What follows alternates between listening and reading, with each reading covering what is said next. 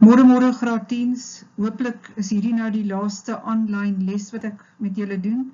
Volgende week sit julle gelukkig dan voor my in die klas en dan kan ons lekker mekaar sien en dan ook dan lekker die werk doen.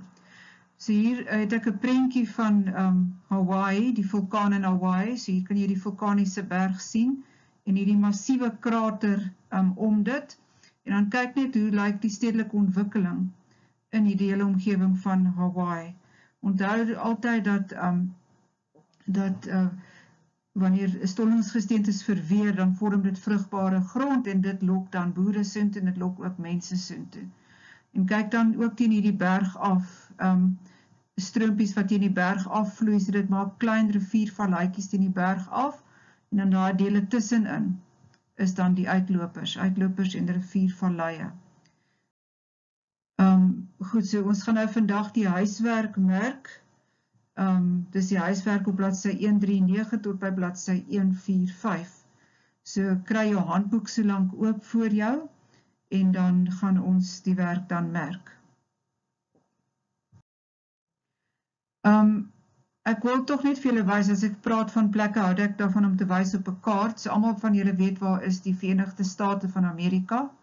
New York is bietjie meer noord as daar, maar dit is nou Amerika, en hier is Hawaii, redelik ver van die VSA af, maar daar is 'n deel van die VSA.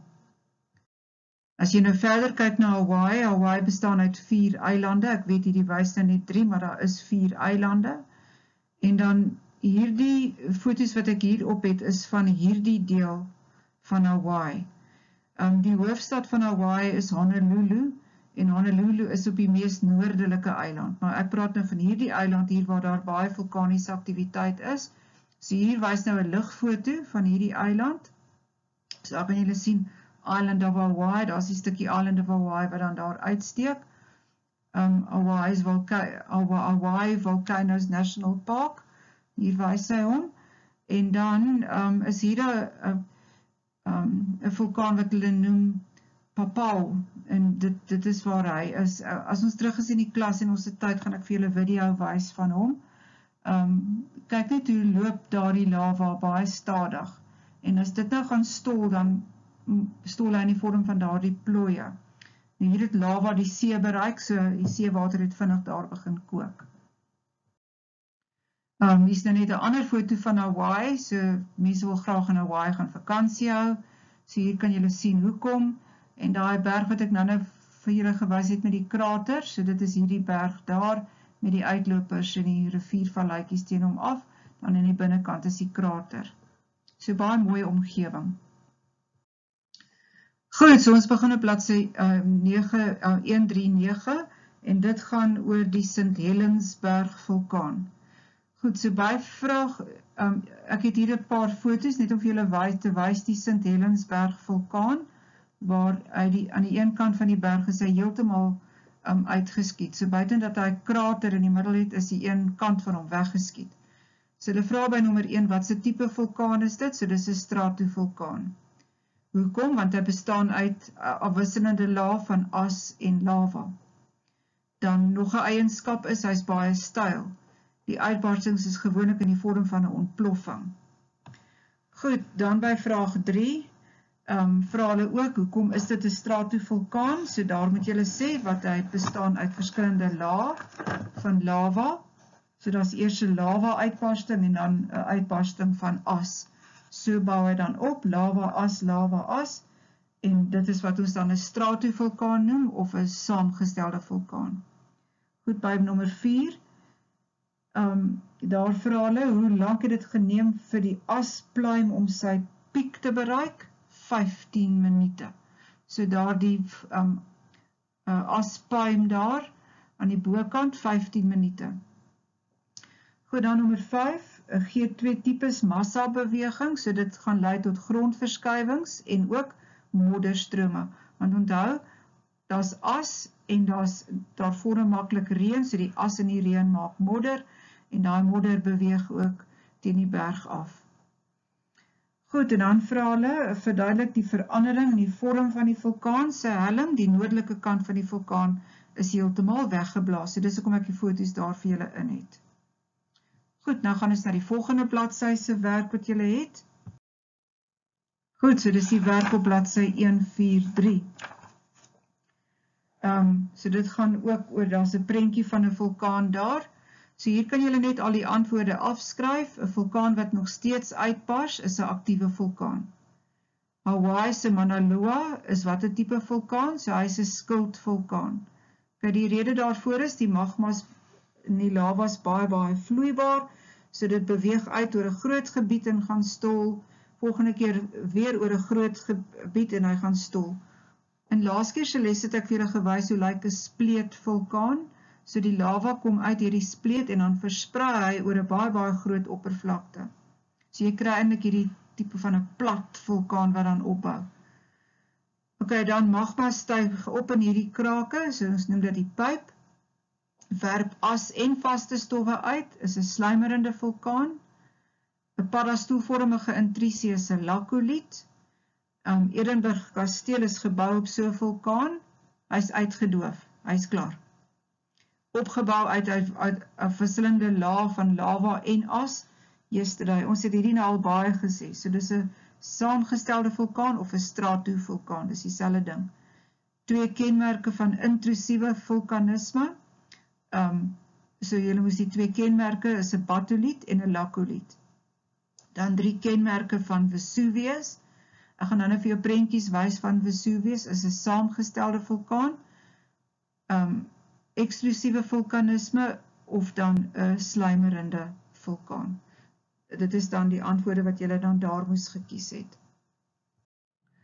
Goed, so net vir interessantheid weer eens, die berg Vesuvius is in Italië. So hier het ek nou prentjies van hom vir julle. So hier kan julle sien, dis 'n baie steiler tipe vulkaan, maar ook weer met die krater of die vulkaanmonding en dan ondertoe is dan die pyp. Hier is net verskillende prentjies in Italië, so kyk hoe dig bewoon is hierdie gebied. Goed, so dis Italië. Dan het hulle gepraat van Edinburgh Castle, so dit is in die Verenigde Koninkryk. Hier kan julle sien, daar is Londen, so daar is Edinburgh kasteel en dit is in Skotland, Edinburgh kasteel. So hier is hy bo op hierdie vulkaniese berg, uitgedoofde vulkaan, werk nie meer nie. Kyk hoe hoog is daai kasteel en hy is ommuur. Al die kastele en goeders is in daai dag dan gebou vir veiligheid. Nou is dit 'n heuweldorpie en dis 'n besienswaardigheid. Goed, bladsy 143, so vraag 2 gaan ons nou beantwoord. En dit gaan oor hierdie skets hierso. So by nommer A vra hulle, definieer die volgende, wat is magma? So dis gesmelte rots onder die aarde se oppervlakte.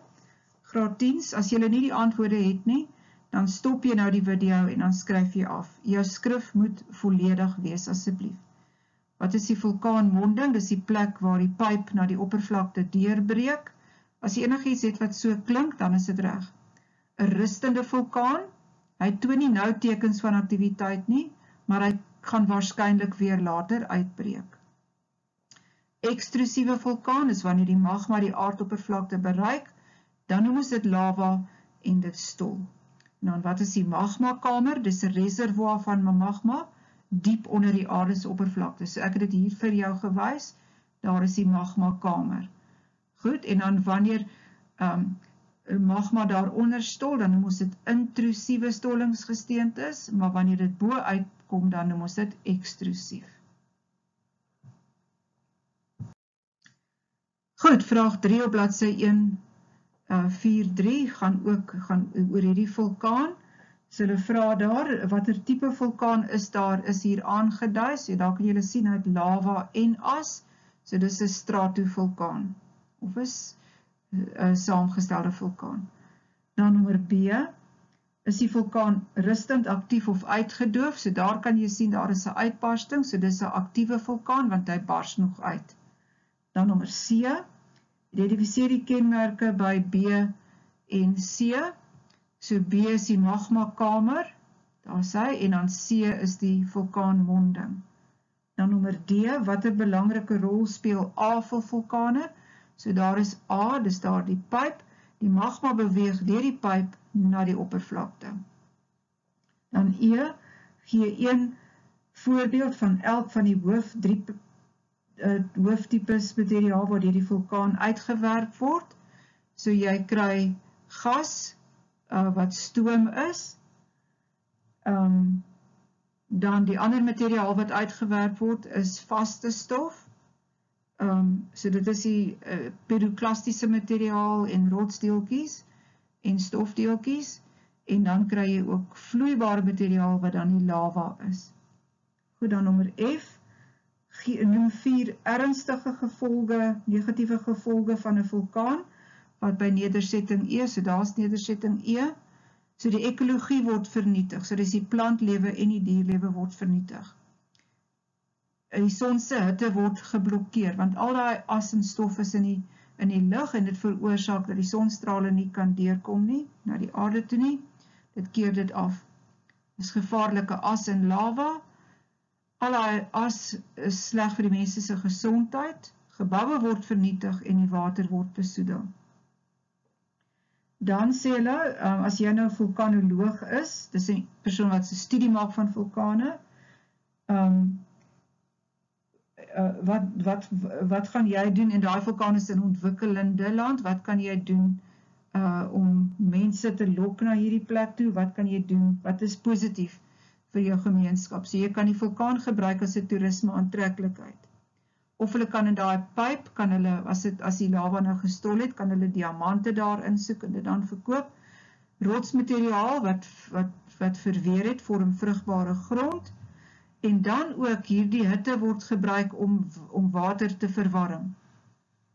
Goed, so die mens kan dit gebruik vir kragopwekking, of dan kan daar vakansieoorde wees waar die warm water gebruik, dit is dan vir medisinale doeleindes.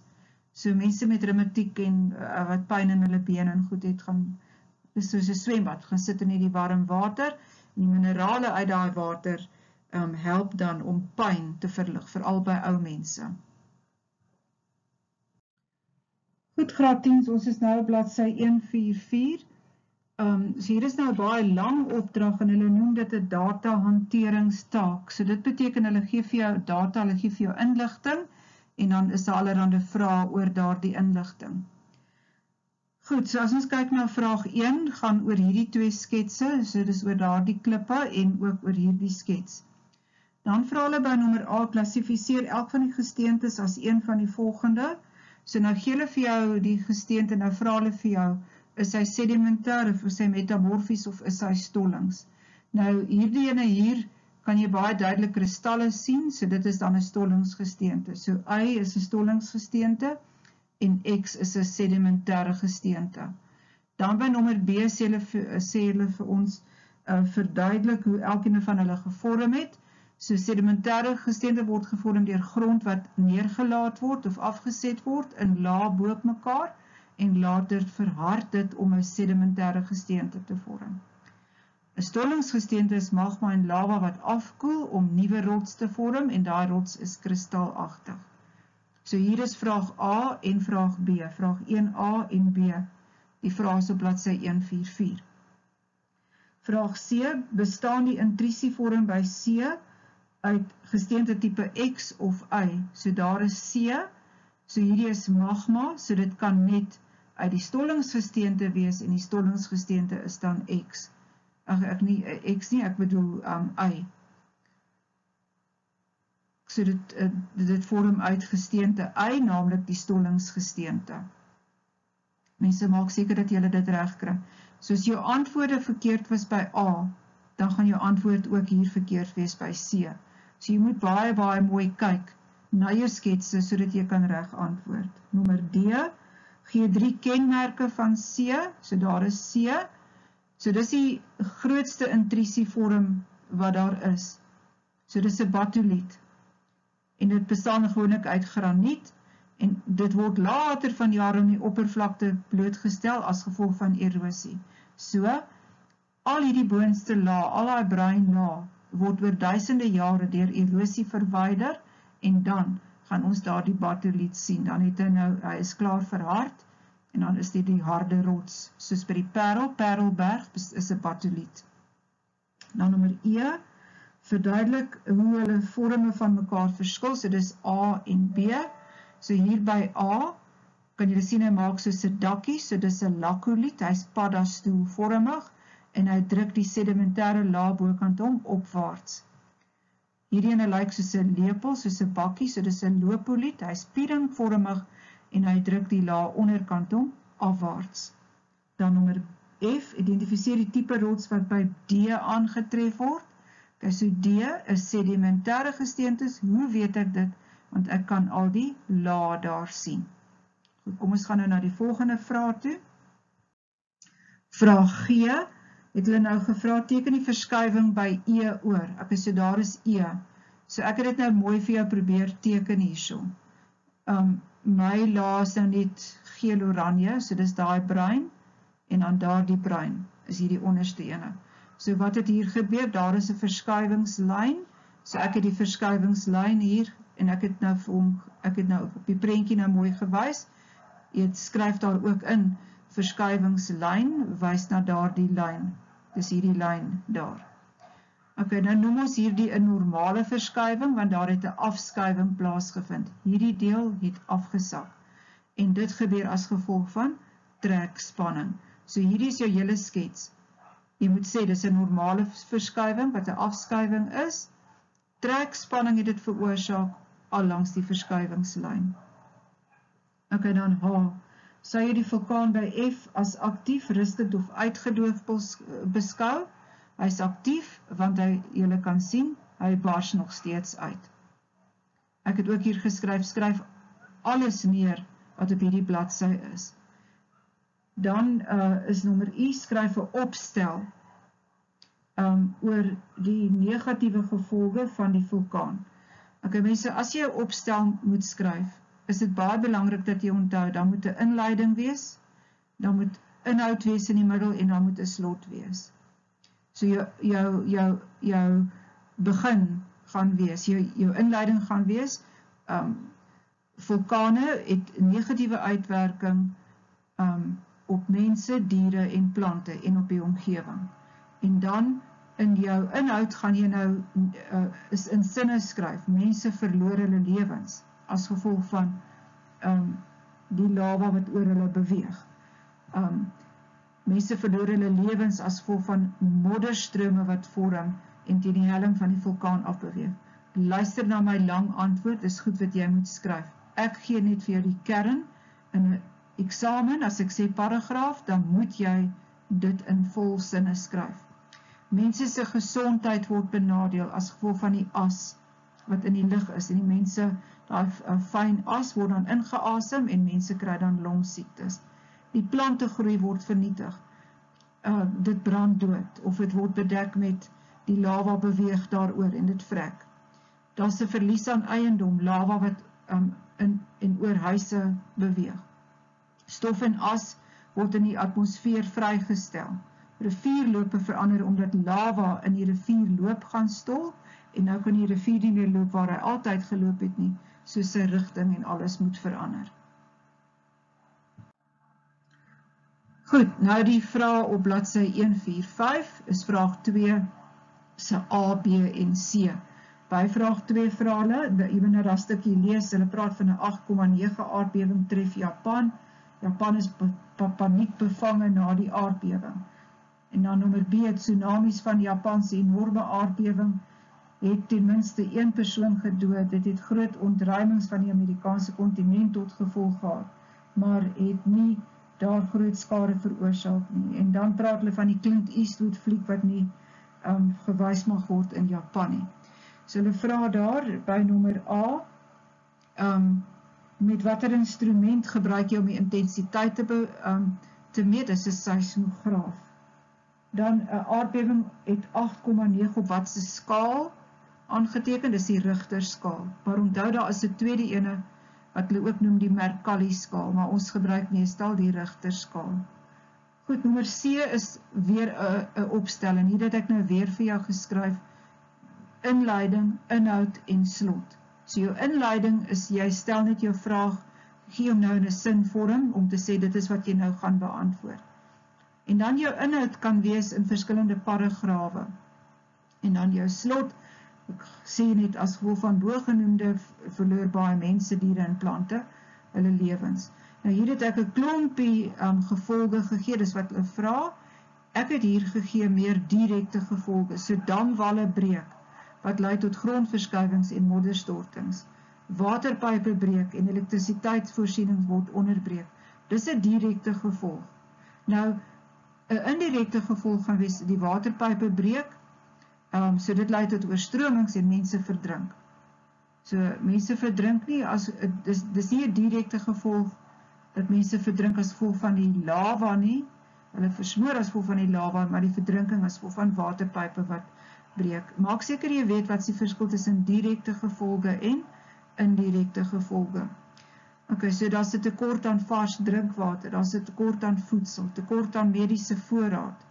Nywerhede kan gedwing word om te sluit, so daar's minder produksie, minder verkope, minder inkomste, siektes breek uit, tsunamies kan lei tot oorstromings, brande kan uitbreek, mense brand dood, diere brand dood, plante brand dood, geboue kan in mekaar val. So hierdie bespreek jy, mense, hierdie is 'n 20-punt vraag, wat jy gevra kan word, die gevolge van aardbewings. Maar onthou, opstel het 'n inleiding, inhoud en 'n slot.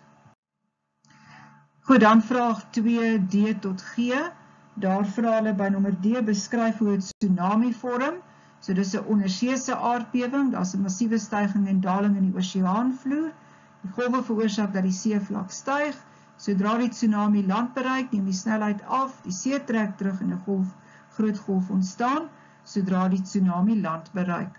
So daar is, daar het ek weer geskryf, sê skryf af. En hierdie agtergrond is nou 'n toneel uit die fliek Year After. Okay, dan nommer E, waarom dink jy Clint Eastwood se rolprent uit die rolprent theaters is hy daar verwyder? Want baie mense het daar gesterf, so hulle het nie goeie herinneringe nie, so dis onvanpas om so 'n rolprent in Japan te vertoon. Goeie rolprent, maar onvanpas om dit in Japan te wys.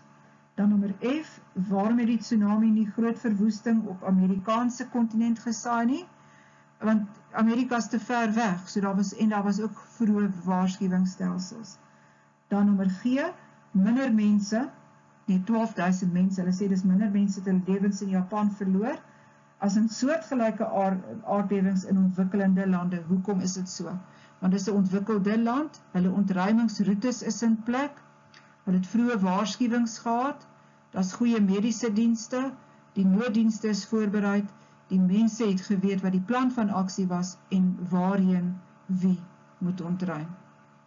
Goed, graad 10, hierdie is nou al julle antwoorde wat julle moet neerskryf asseblief. Ek sien hierdie video is bietjie lank, so jy gaan moet aangaan daarmee vanmiddag of dan môre.